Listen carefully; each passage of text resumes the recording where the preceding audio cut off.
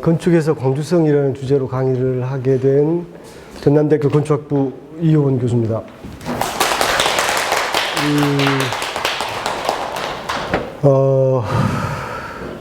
오늘 이제 그 광주라는 주제로 8가지 이야기를 하게 되고, 그 중에 한 주제로 광주라는 주제를 광주에서 건축이 어떤가라고 하는 주제를 제가 숙제를 받았습니다. 그래서 숙제로 이 주제를 정해서 이제 강의를 하게 될 텐데요. 오늘 강의는 조금 특이하게, 특별하게 저 혼자 하는 게 아니라 제가 앞에 전반부를 하고요. 잠깐 뒤에 오늘 제가 타이틀에 써놓은 임태형 선생님이 중간에 강의를 하시겠습니다. 제가 오늘 강의를 하면서 타이틀에다가 1975년 이명배 대 2023년 임태형이라고 하는 두 개의 대구를 써놓았습니다. 광주 건축을 설명하려고 하는 방법으로 저는 75년에 이명배라는 건축가가 처했던 현실과 그가 거기에 그 시대에 응답했던 것, 그리고 2023년에 임태형 선생이 현재 본인이 대응하고 있는 그 결과들이 유추해보면 건축에서 광주성이 아닐까라고 생각해서 정한 제목입니다. 지금 보시는 것은 잘 아시는 광주시청사입니다. 이 광주시청사는 어떤 의미를 갖고 있냐면요, 이 광주시청사를 기준으로 그 이전과 이후에 우리나라의 정부 청사가 바뀌게 됩니다. 1996년이면 이제 김영삼 정부 때고요. 이제 아마 이게 노태우 정부 말기에 현상설계가 이루어졌을 텐데, 이 건물을 짓고 현상설계의 심사위원장의 평이 뭐였냐면 민주적인 건축이다 였습니다. 그러면 그 전에 민주적이지 않았을 때는 어떤 건축을 하였을까? 말하자면 우리 역사에서 일종의 독재 정권, 그리고 그 독재 정권이 필연적으로 같이 내재하고 있던 권위주의적 성격의 정권들에서 했던 건축들의 형상은 이것과는 달랐을 거라고 생각을 했고요. 이것 이후에 이제 현재 우리가 알고 있는 여러 가지 건축의 모습이 바뀌게 됩니다. 1996년에 이 광주시청사가 있고요. 그 다음에 2000년에 다시 전남도청이 있습니다.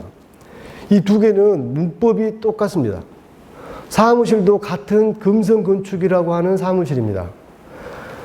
현재 광주 서구청도 이 사무실에서 설계를 했습니다. 말하자면 이 사무실은 일관되게 자기의 지금 디자인 어휘가 지금 일관되게 되고 있죠. 한번 이걸 봐주시겠어요? 2016년에 설계된 경상북도 본청입니다. 자, 이 두 개를 그럼 대놓고 비교하면 시기적으로도 지금 거의 지금 20년 차이가 나는 건물이거든요. 그런데 하나는 갑자기 전통적인 건물의 형상을 띄었습니다. 한민진. 두 개 어떤 게 더 좋습니까? 자, 질문을 했는데, 어떻게 좋냐고 물어봤는데, 왜 좋은지 설명까지. 잠깐 마이크 한번 주실래요?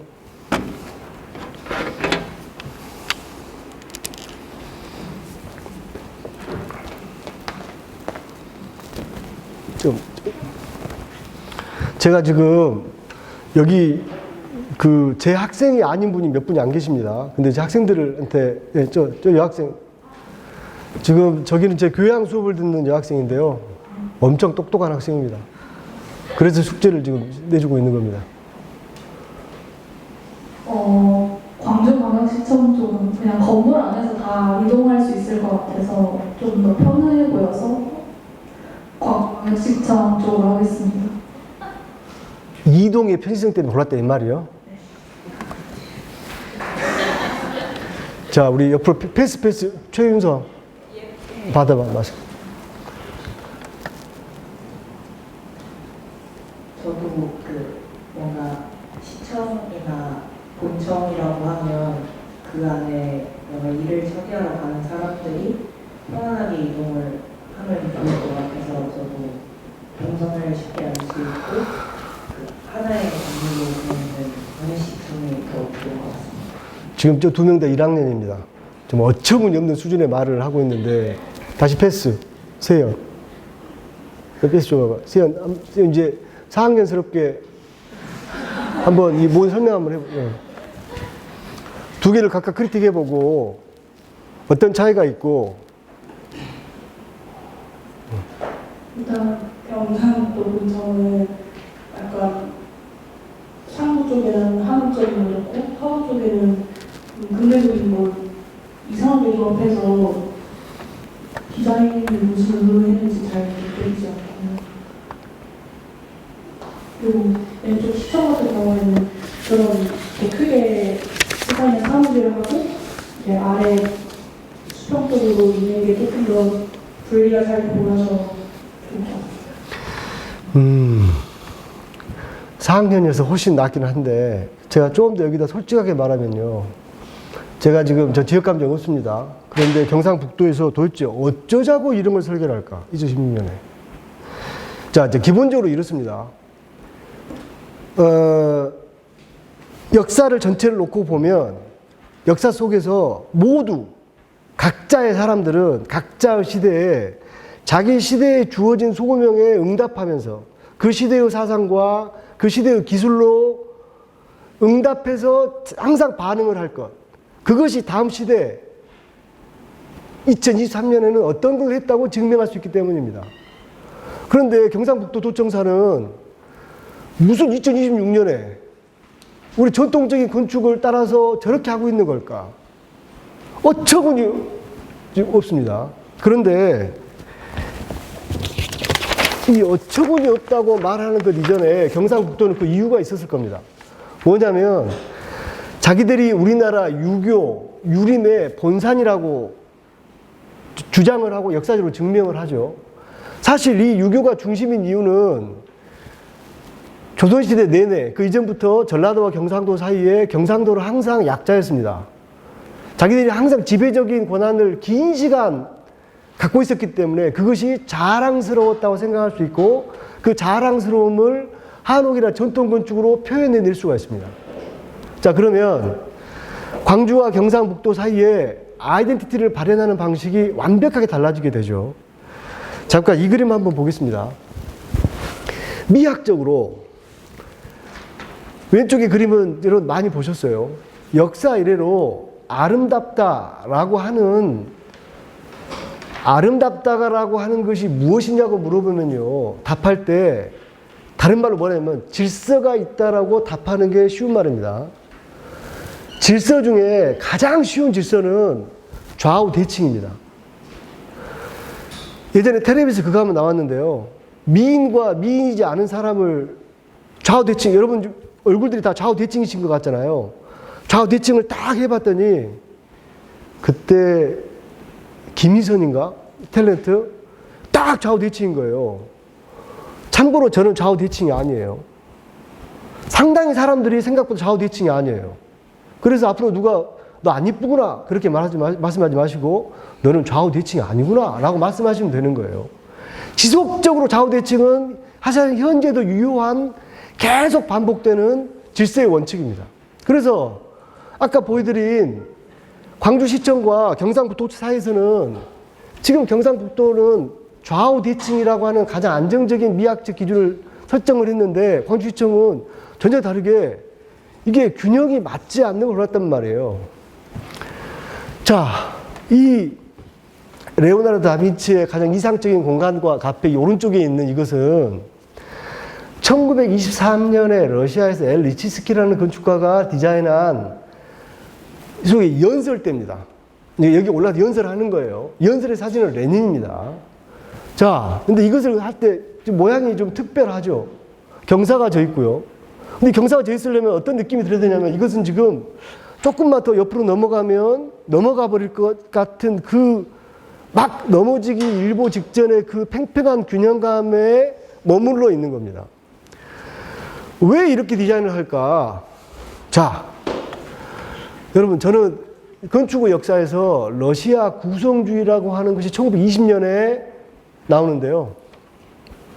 제가 수업 시간에 자주 쓰는 방식인데 여기 지금 제 학생이 아닌 일반 선생님들도 한번 핸드폰 꺼내셔가지고 말레비치라고 한번 쳐보시겠어요?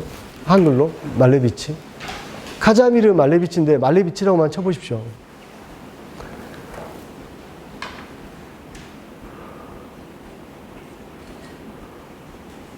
되셨어요? 그림 보셨습니까? 여기서 보신 적 있죠? 그 그림에서 소위 좌우 대칭은 하나도 없죠? 이들이 갑자기 왜 이랬을까? 저는 제가 한번 상상하는 바에서 제가 시나리오를 한번 써봅니다. 러시아는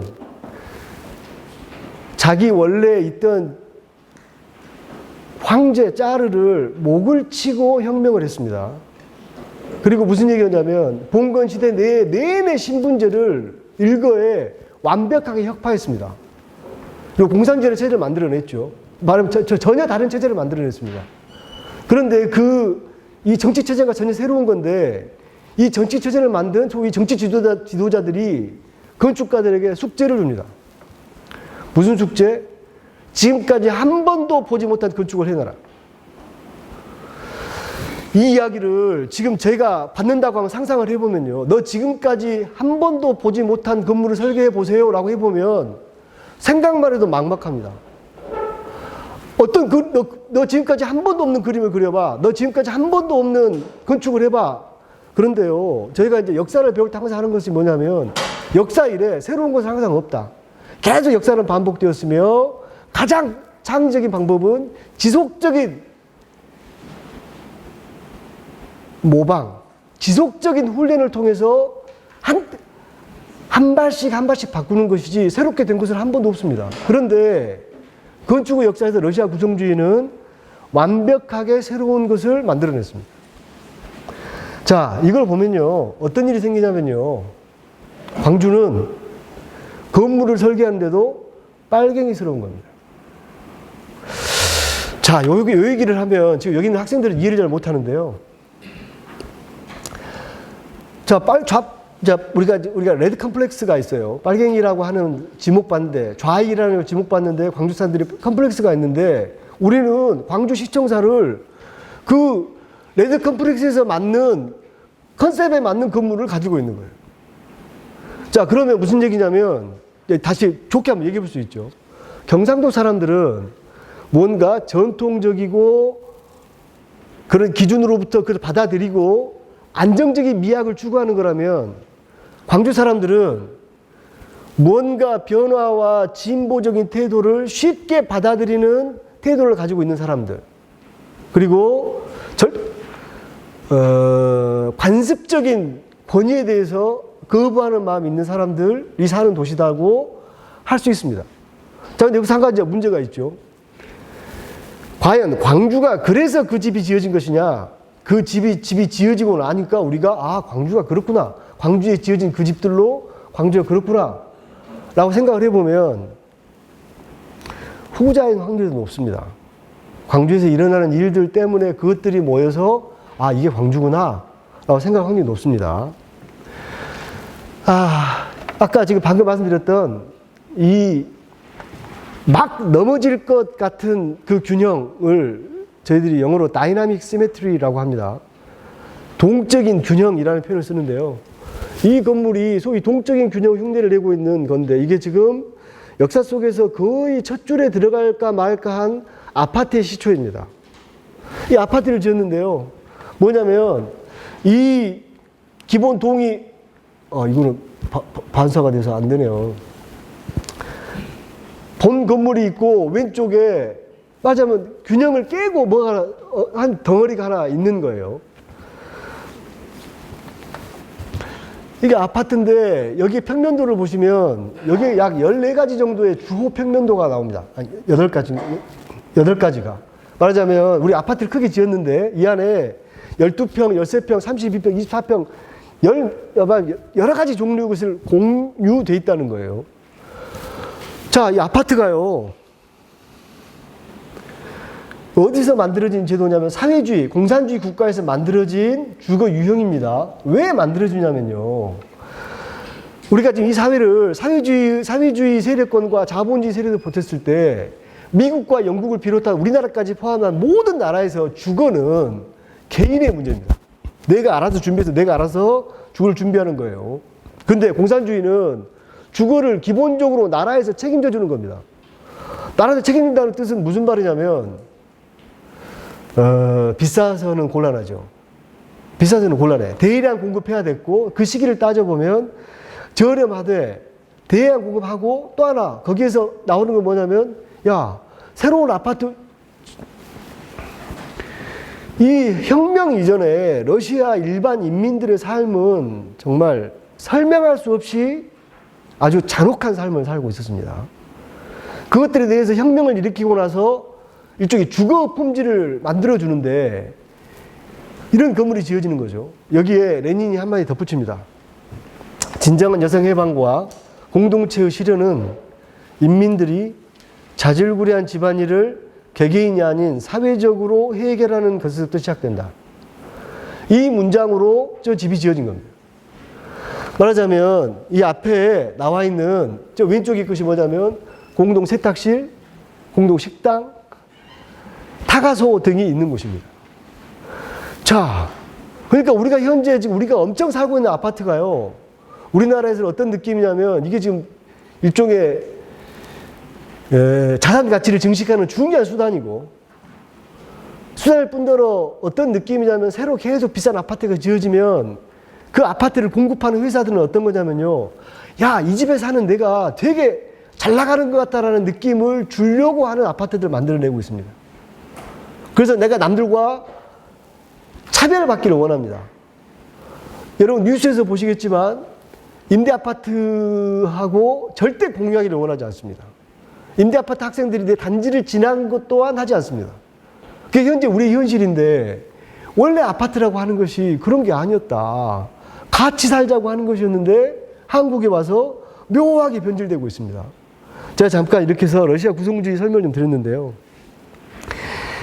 이걸 한번 이제 건축을 이 수업을 오늘 들으시면서 건축이라고 하니까 건축에 대한 두 가지의 태도가 있습니다. 하나의 태도는 뭐냐면요.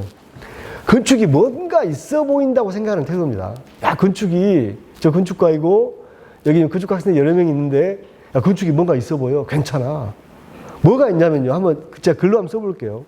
건축이 단순하게 비바람을 피하는 은신처 위치만은 아닙니다. 건축은 우리가 공동체로서 이루어야 할 것들이 무엇인지 그 가치를 표현을 합니다. 건축은요, 이렇게 지어져 가면 나중에 그 건축을 통해서 우리가 기억을 하게 되고 또 그 건축이 앞으로 우리 나갈 바를 표지하기도 합니다. 자, 여기 건축에 대해서 우리가 뭔가 있어 보이게 하는 겁니다. 그런데 20세기 초에 한네스 마이어라고 하는 독일의 건축가는 아주 심플하게 설명을 합니다. 건축은 뭔 건축? 됐고, 빌딩. 건축은 뭔가 정신적인 영역이 있는 것인데, 빌딩은 그대로, 말 그대로 콘크리트 나무로 지어진 물리적 구조물이라고 할 수 있습니다. 그럼 빌딩은 뭐냐? 기능하고 경제력 갖고 하는 것이지 다른 거 하나도 없다. 무슨 건축에다가 우리 공동체의 의식을 표현하고 무슨 개소리 하는 거야, 그냥. 그런 돈이 어디 있어. 뭐, 건축 그냥 건물, 돌덩어리야. 라고 하는 두 가지 측면이 존재합니다. 이 두 개를 한번 말씀드려 볼 텐데요. 지금 앞에 건축의 측면으로 보면 가우디입니다. 가우디의 여러 건축이 유명한 건물은 사그라다 파밀리아가 있는데요. 제가 지금 오늘 굳이 까사 바티오를 들고 왔습니다. 제가 직접 보아서 제일 좋았던 건물입니다. 그런데요. 제가 가우디를 평할 때, 제가 수업 시간에 제가 가우디를 평할 때 하는 얘기입니다. 가우디가 사그라다 파밀리아를 설계할 때요. 원래 약 150명 들어가는 조그만 교회를 의뢰를 했어요. 그런데 의뢰를 받은 거예요. 그런데 저기가 그렇게 크게 설계를 한 거예요. 생각을 해보십시오. 내가 돈을 주고 나 이번에 공사비가 3억 있어. 3억짜리 집을 지어줘 했는데 건축가가 300억짜리 건물을 들고 온 거예요. 지금 일단 첫 번째 말이 안 되잖아요. 또라이. 두 번째는 20세기 초인데 20세기 초가 어떤 시대입니까? 아니 이미 중세시대가 지나서 계몽주의 시대가 왔고 니체가 신은 죽었다고 말하고 다 하는 시대. 갑자기 하나님께 영광을 하고 있단 말이에요. 시대 지체다. 정신머리 없는 사람이다, 가우디가. 요게 지금 가우디를 제가 비난하는, 지금 제 비난하는 기본적인 취지입니다. 그런데 가서 집을 보면 비나디고 지랄이고 너무 좋습니다. 야, 건축가는 이 정도 집을 지어야 건축가구나.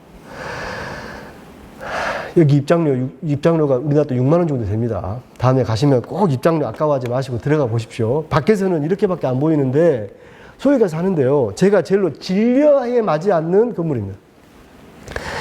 여러분 지금 우선 천장 한번 봐보십시오. 여러분 건축할 때요. 반듯하지 않으면 무조건 돈이 드는 겁니다. 사람이 손이 가야 되잖아요. 기둥 어떻게 생겼습니까? 그 다음에 옆에 있는 창문 한번 봐보십시오. 이거는 지금 무슨 세공사가 하는 작업인 거죠. 집 전체를. 그리고 여기 보이는 문들이요. 옆에서 이렇게 춤을 추고 위에서 이렇게 춤을 춥니다. 그러면 요 문을 맞추려면 문이 반듯하지 않은 거예요. 엄청 돈이 드는 거예요. 가우디가 만든 의자는 딱 앉으면 손가락이 이렇게 딱 끼워지도록 만들어져 있습니다. 와, 건축의 끝입니다, 이게. 그런데 20세기가 처한 현실은 그렇지 않았다는 겁니다. 이것은 1927년에 슈투트가르트에서 있었던 바이제르프 지들룽이라고 하는 주택 전시회입니다. 건축에서는 간혹 한 번씩 큰 이슈가 있었을 때 공개적으로 상당한 건축가들이 모여서 주택을 발표를 하고요. 그것이 앞으로 시대의 건축을 예비하거나 예정하는 것으로 증명하는 걸 하게 됩니다. 여기 집이 이렇게 지어졌습니다. 이 집 보시면 지금 느낌상 허접하죠? 아까 말한 이제 가우디에 비할 바가 없습니다. 그 안에 있는 배치도입니다. 여러분 단지 배치도 하듯이 휴고 헤링이라는 당대에 그 동네에서는 그래도 괜찮게 이름 있는 건축가가 배치 계획을 하고 당시 이 프로젝트의 전체 코디네이터는 미스 반데 로이라고 하는 근대건축의 거장도 배치 계획을 합니다. 그런데요, 이 사람의 배치 계획은 이제 뭔가 곡선이 져 있죠. 이 사람은 그냥 반듯반듯 돼 있단 말이에요. 자, 좀 복잡하고 이건 덜 복잡한데 문제가 뭐냐면 이게 지금 언덕 위에 있어요. 경사가 져 있다고, 땅이. 경사가 져 있는데 이렇게 반대에 집을 짓는다? 이거는 만약에 저희 학생들이 설계를 이렇게 내면 저희들이 단호하게 혼낼 일입니다. 너 정신이 없구나. 땅을 봐야지. 할 거란 말이에요.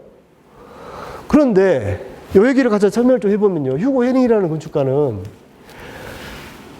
다음 제가 읽을게요. 각각의 물리적 맥락에 반응하며 독립되어 있지 않고 마치 작은 마을이 큰 하나의 복합체를 형성하듯 다른 건물과 관계 속에 자리 잡고 있다. 건물은 대지의 등고선에 맞게 구부러져 서로 중첩되어 있다. 덕분에 연속적인 테라스와 조경이 대지 전체를 아우르며 마치 하나의 거대한 마을처럼 보인다. 이 말대로 하면 지금 당장 모든 건물에 적용돼야 할 문장입니다. 그런데 미스 반데 로이는 뭐라고 하냐면요. 각각의 건물이 대지의 물리적 맥락보다는 직교좌표에 충실했다. 이 집은 단순하게 짓자는 쪽이에요. 여기는 땅이 구부러져 있으면 땅이 어디가 구부러져 있는지 다 세심하게 살피고 나무가 있으면 나무 보존하고 하자는 쪽이에요. 미스 반데 로이는 됐고 문대 반드시 하자. 그런데요. 이에서 둘이 정치적인 파워에서 당연히 미스 반데 로이가 이겨서 오른쪽으로 집이 지어집니다. 오른쪽이 집이 지어지자 휴고 르꼬르비제라고 하면 아까 근대건축의 거장이라고 했는데 르꼬르비제는 원탑입니다. 르꼬르비제가 기디온이라는 이론가한테 편지를 보냅니다. 휴고 헤링 저기 청어예요. 청어가 영어로 헤링이에요. 헤링본 청어가 죽었다. 라고 축하 편지를 보내는 거예요. 우선 이거는 대단히 무례하고 매너 없는 사진입니다. 말하자면 우리가 거장이라고 하는 자가 이러고 놀고 있다는 사실이 부끄럽긴 한데 결론은 뭐냐면 야, 왜 이런 걸 할까? 이게 바로 지금 근대가 처한 현실입니다. 여러분 근대라고 하면 20세기 초부터 이어온 것이고요. 우리나라는 근대를 따지면 1960년대 이후부터 근대입니다. 첫 번째, 그 이전과는 비교할 수 없을 만큼 건축을 해야 할 일이 늘어났습니다. 도시로 많은 사람, 그전에는 그냥 각자 시골에 몰래 살았었는데 갑자기 도시에 사람들이 모이기 시작을 한 거예요. 주택을 보급을 해야 돼. 사람들이 많이 모이니까 학교도 지어야 되고 새로 병원도 지어야 되고 다 많은 것들을 지어야 돼. 그런데 그것들을 어떻게 지을 거냐? 그 당시에 많은 건축가들 중에 훌륭한 사람들은 고딕 성당처럼 르네상스의 대저택처럼 지으려는 그림을 그립니다. 그런데 돈을 내야지. 돈이 어디 있습니까? 당연히 이때 경제성은 논리가 하는 거예요. 그래서 야 빨리빨리 경제적으로 짓자라고 하는 논의가 이겨버리는 거예요. 그러면서 오른쪽 시대가 드디어 이 방식이 우리 광주에 이제 우리나라에 오게 됩니다. 자, 제가 건축가 이명배에 관한 설명을 잠깐 하겠습니다. 건축가 이명배 선생님은 52년에 전남대학교 2회입니다. 그리고 전남대학교에서 오랜 기간 교수를 하셨습니다. 사실은 제 선생님이십니다. 그러니까 저는 이명배 교수님의 마지막 박사이고, 그래서 이제 마지막 박사이고 교수님 뒤를 이어서 전남대에서 교수를 하고 있습니다. 이분이 여러 개 설계한 것들랑 비교해 볼 텐데요.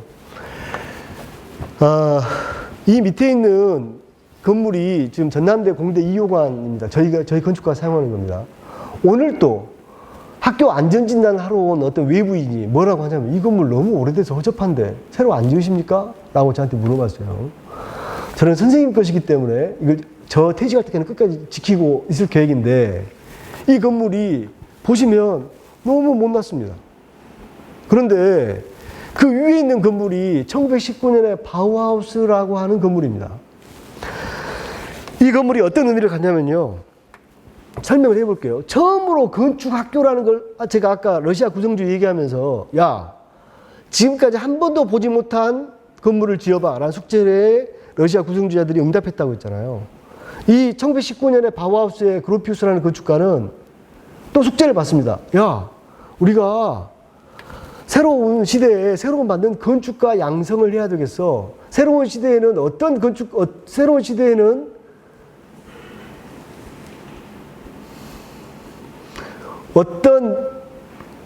건물에서 공부를 해야 할까? 라고 지금 숙제를 받은 거예요. 그러니까 한 번도 없어본, 우리가 지금 보도 설계할 때마다 항상 하는 게 뭐냐면, 남은 어떻게 했지? 외국은 어떻게 사례를 보고 하잖아요. 사례가 없어요. 생각을 하는 거예요. 야, 옛날과 달리 이전의 건축가들은 과거의 건물을 자꾸 베끼는 거였습니다. 지금 건축가들은 그렇게 해서는 안 되고, 모형을 직접 만들어 보고, 재료를 자르고, 도면을 그려보고, 또 강의도 들어야 되고, 그런 거 있어야 되겠어. 라고 모두 방을 만든 거예요. 그래서 필요에 따라서 방들의 크기를 달리하고, 또 여기는 지금 제일 위에 있는 것이 기숙사인데요. 학생들이, 여기는 베를린에서 약 10분 떨어진 데사우라는 곳인데, 여기에서, 뭐니까? 기숙사를 세야 되겠다 해서 기숙사까지 들어있는 겁니다. 자, 밑에 저희 건물은요, 여러분들 이 건물이 우리 학교에서 지금 저희 대학에서 아주 오래된 건물에 속하는데 이 건물은 만드는 작법이 구식입니다. 아주 오래된 방식이란 말이에요. 그런데 이 공대 2호관은 모양은 조금 그러지만 바우하우스의 정신을 따른 겁니다. 우리가 돈이 없다라는 전제를 세우고 기능이라는 전제에 따라서 충실하게 집을 지었는데 그 집이 별로 재미가 없네 라고 하는 따지게 되죠. 잠깐 지나갈 또 광주 시민회관을 설계하셨어요. 현재 밖은 이렇게 생겼고 현재 안에는 리모델링 되어서 다음같이 개발됐습니다. 이게 한참 인스타 핫플이었는데 요즘은 어쩐가 모르겠습니다. 요걸 됐고요. 제가 잠깐 이제 75년에 있었던 일들 몇 가지를 한번 설계를 해볼게요. 이게 전남대 본관입니다. 이 본관은 지금 이런 맥락에서 설계된 건물입니다. 좌우 대칭, 권위, 위에 건 지금 잘 아시는 조선총독부고 밑에 것은 교토대 본부입니다. 이것에 비해서 전대 건축은 벽돌도 좀 허술해 보이죠. 이 당시에 저 이명배 선생님이 학교 내에서 3개의 건물을 의뢰해 봤습니다. 제가 지금 수업을 하다가 제가 지금 큰일이 났습니다. 왜 큰일이 났냐면 제 선생님이 제 수업 시간에 또 들어오셨습니다. 제 신담수 교수님께서 오셨는데요. 제가 지금부터 말하는데 굉장히 위축이 될 뿐더러 지금 큰일 났는데 그래도 뭐 하겠습니다. 지금 백도라고 하는 도서관하고요. 민주마루라고 하는 2개 건물이 들어섰어요. 그런데요, 이 2 건물이 다 아까 보여드린 공대 2호관처럼 그렇게 밋밋하지가 않잖아요. 뭔가 기둥들이 막 있는 거예요. 근데 기둥이 있다, 일단 그러면 옛날 건물인 거예요. 고전적인 건물이에요. 여러분, 이게요, 1922년에 지은 링컨 메모리얼, 여러분, 워싱턴에 있는 거예요. 요게 지금, 이것도 20세기 지어졌는데, 지금 모양은 그리스 신전처럼 했지만 약간 비율은 달라져서 변형한 거죠. 요 모양에 따라서 한국에 와서 국회의사당이 되고 KBS 본관이 됩니다. 자, 아까 공대 2호 같은 건물이 무언가 건물이 기능적일지는 몰라도 사람들한테 의문이 생긴 거예요. 아, 이거 좀 건물이 좀 재미없는 거 아닌가? 그래서 참고로요, 지금 이 국회의사당이 원래 설계는 5층짜리로 됐는데 대통령이 옆에 뭔 건물 높게 지어서 6층이 됐고요. 그 다음에 저 돔을 집어넣으라고 됐어요. 돔 중에서 정말 허접한 돔이에요, 지금. 차라리 KBS 본관은 더 비율이 맞죠. 이게 지금 저희 백도예요. 이 백도를 만들 때 제가 하는 말이 이렇습니다. 대학 중에서 그 학교에서 가장 제일 중요한 자리에 도서관이 있는 학교 흔치 않습니다. 2번째는 여기에 앞에 5.18 광장이 크게 있었었는데 5.18 광장을 쭉 뒤고 건물을 앞에 맞서고 있거든요. 그 건물이 중요하냐 마냐는 그 앞에 마당의 크기를 가지고 결정할 수 있습니다. 마당이 좁으면 이건 허접한 건물입니다. 중요치 않은 건물이에요. 마당이 크면 클수록 해서 제일 크게 건물이 있는데 이렇게 오르막으로 올라가는 길에 하얀색으로 칠해진 기둥을 가진 건물이 일종의 대학을 지키는 신전처럼 있기를 원하셨다고 생각이 듭니다. 이 임 교수님이, 이명배 선생님이 동시에 3개의 건물을 하셨었는데요.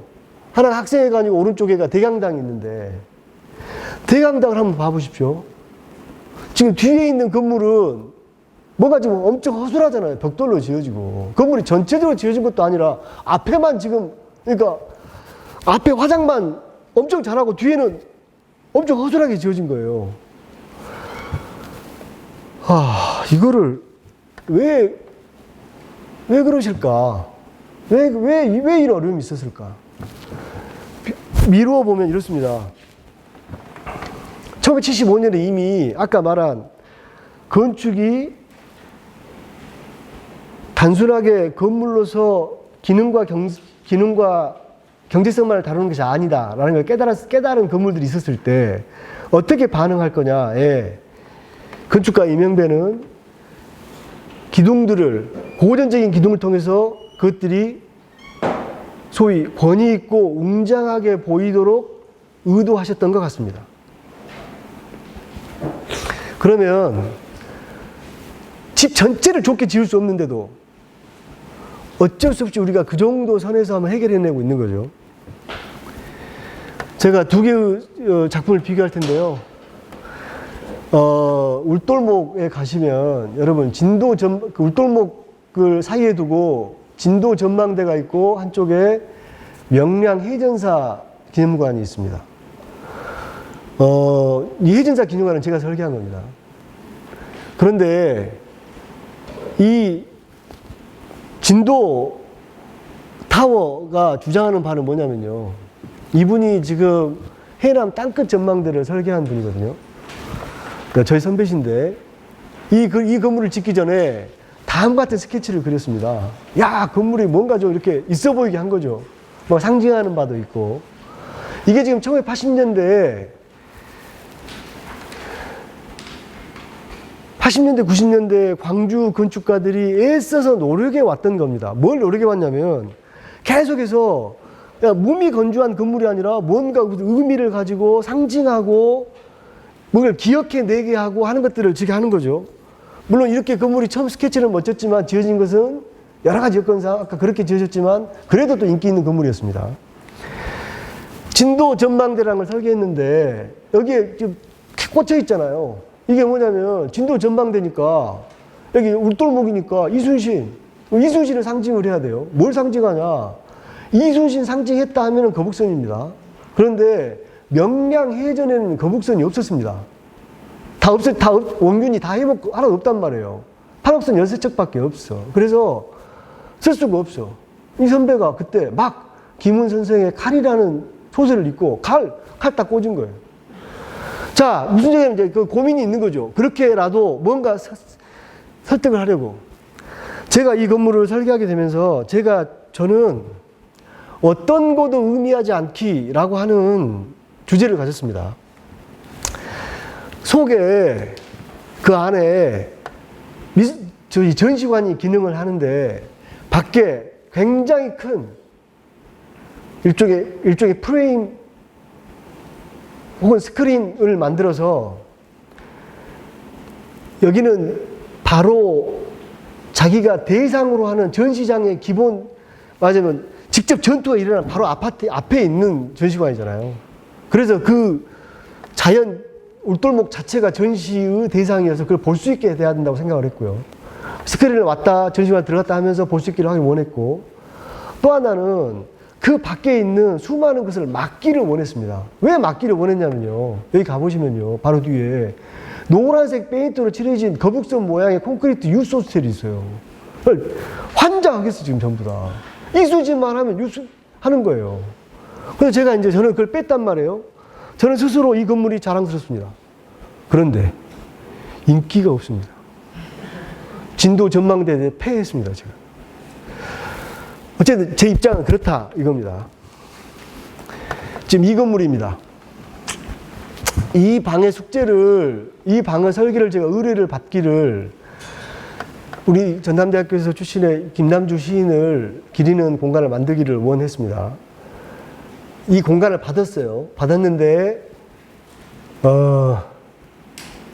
어떻게 할 거냐? 그럼 저는 이제 디자이너인데 디자이너가 제가 한 일이라고는 뒤에 저거 입주로 붙여진 것을 하나를 디자인한 것 빼고 나머지는 그냥 여기 덧붙여졌던 그 수많은 장판과 벽지를 싹 걷어낸 것밖에 없습니다.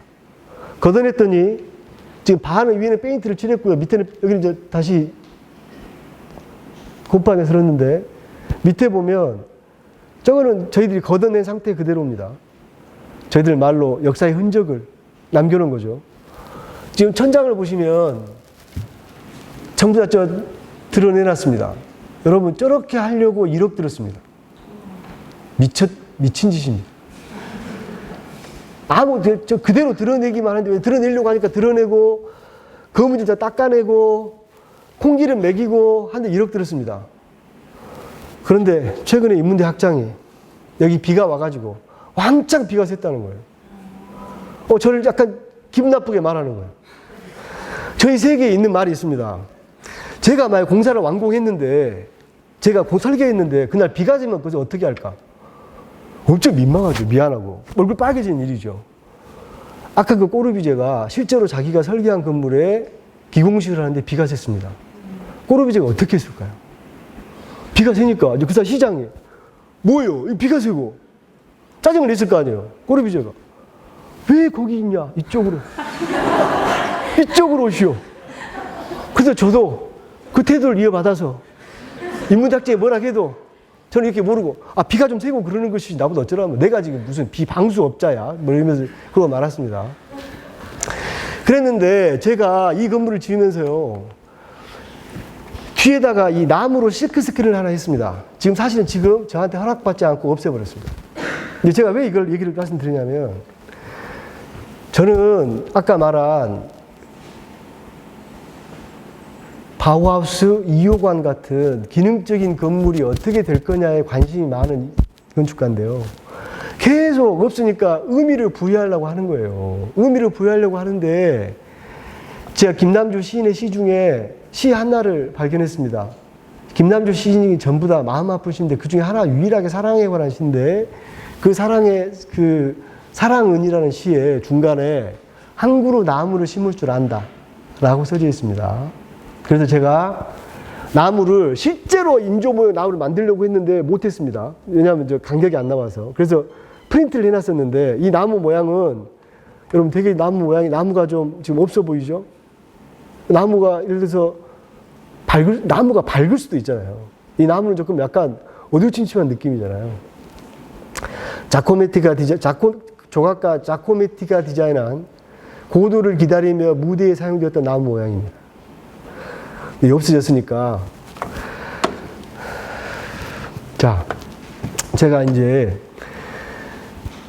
지금 이렇게 길게 쭉 말씀드렸던 것, 긴 시간 동안 광주가 처해온 것이 저는 제 이명배 선생님께서 건축가로서 활동하시면서 맞닥뜨렸던 계속의 문제는 경제적인 문제였을 것 같습니다. 외국에 가면 여러분 외국에 가보시면 집들 좋죠. 제가 그것을 예전에는 왜 이렇게 외국은 좋을까? 왜 우리나라 이렇게 허접할까? 제가 결론을 내렸습니다. 우리나라는 남의 걸 뺏어본 적이 없습니다. 영국, 프랑스 다 도둑놈 시키 남의 거 엄청 뺏어다가 그 집 좋게 진 겁니다. 그래서 그 돈 없는 와중에 어떻게든 해보려고 그 앞에다가 그 기둥들을 쓰고 해왔습니다. 그리고 저도 이제 의미를 부여하려고 해왔죠. 자꾸 의미를 부여하는데 울동목의 의미를 부여하고 이 학교 김남주라는 이미지를 부여하고 자꾸 부여해 왔어요. 제가 이제 제 강의 일부를 마치고 이제 넘기게 되는데요. 한 말씀 드리면 이렇습니다. 제가 오늘 이 강의를 준비하면서 처음에 이제 의뢰를 받고 건축 분야로 광주라는 걸 설명하기로 했었는데 제목을 건축에서 광주성이라고 정했습니다. 그런데 이 제목 잘못 정했다. 그리고 앞으로 다시는 이 주제로 강의를 하지 않겠다라고 제가 다짐을 했습니다. 그 이유가 있습니다. 우선 아이덴티티, 무슨 성을 따진다는 말은 나 말고 더 중심이 되는 무엇인가가 있을 때 정체성을 따지는 겁니다. 서울이 서울성 합니까? 서울이 서울성이라는 말을 할 때는 언제 쓰는 말이냐면요. 뉴욕과 비교할 때 서울성이라는 표현을 쓰는 겁니다. 서울은 절대로 광주에다 서울성 안 씁니다. 우리가 목포성이라는 말 쓰겠어요? 광주에서? 다 우리 땅인데? 광주 입장에서는? 이거는 일종의 열등감의 문제다. 아니면 실제로 우리가 그 왜소하게 국한됐을 때 자꾸 그런 자들이 자꾸 정체성을 요구한다. 저희 건축 이론에서요, 크리티컬 리저널리즘이라고 하는 게 있습니다. 비판적 지역주의인데요. 지역주의라는 말은 어느 동네나 자기 지역의 방식이 있었죠. 근데 비판적 지역주의가 뭐냐? 그 동네의 기본적인 맥락을 유지하면서도 보편적으로 국제적 기준에 도달하는 것입니다. 여러분 이거 많이 들어보셨죠? 우리가 신토부리 얘기하면서 한참 우리 것이 좋은 것이 한참 외치던 시절이 있었습니다. 그런데 그렇게 내 걸 계속 키우는 이유가 뭐냐면요. 내 걸 키워야 밖에 나가서 경쟁해 볼 수 있다고 생각했던 겁니다. 여러분들 범 내려온다 춤 보셨어요? 범 내려온다. 그게 아마 우리 것을 갖고 가장 보편화한 걸 겁니다. 근데 천만에 그것도 틀렸습니다. 무슨 얘기냐면요. 지금은 BTS는 그냥 우리나라 사람인데 그냥 세계적입니다. BTS 때문에 생긴 일인지 모르지만 다 그냥 세계적이에요. 우리나라에서 그냥 하는데 제가 아는 분의 아들이 힙합 가수예요. 릴러 말즈라고. 젊은 친구들 압니다. 어른들은 전혀 몰라요. 독일에 공연을 갑니다. 그럼 우리는 또 그죠? 교포 공연 가냐? 천만의 말씀이에요. 본인 듣고 있어. 그래서 무슨 얘기냐면 정체성 개나 줘버려. 아니 세계 속에 내가 뭐하게 한국성을 드러내고 광주성을 드러내겠습니까? 이게 어른들의 세대는 못 느끼는 저 젊은 세대들이 저희들이 모르겠지만 이미 외국의 열등감 없이 그냥 우리 거 하고 있으면 그게 세계 속에 통하는 시대를 실제로 느끼고 있는데 괜히 우리 어른들만 하는 거 아닌가라는 생각을 하게 합니다. 제가 특별하게 오늘 강의를 한 분을 더 모셨습니다. 이거를 제가 제목 처음에 주제에서 1975 이명배대 2023 임태형이라는 제목을 붙였었는데요. 방금 말씀드렸던 것처럼